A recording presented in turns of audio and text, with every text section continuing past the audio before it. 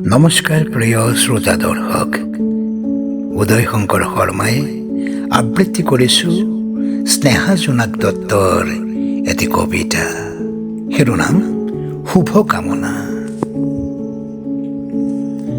সুখী হোৱা আৰু কি ক'ম তোমাক, আমন জীৱনকৈ নাথাকিবা।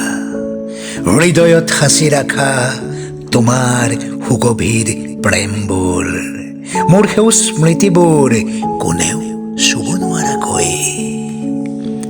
মই গোৱা ৰ'দৰ গানবোৰ গাবা, তোমাৰ অবুজ প্ৰেম তাতে সুৱদি সুৰ হৈ, কবিতাৰ মহময় ছন্দ হৈ, স্বপ্নালী আকাশত মেঘ হৈ, উৰি উৰি হৃদয়ত ঠেকা খাই ধাৰাসাৰে বৰষুণ দিব ধূলি কুঁৱলী হোৱাকৈ।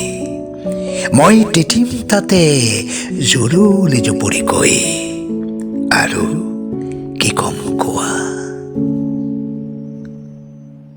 ধন্যবাদ।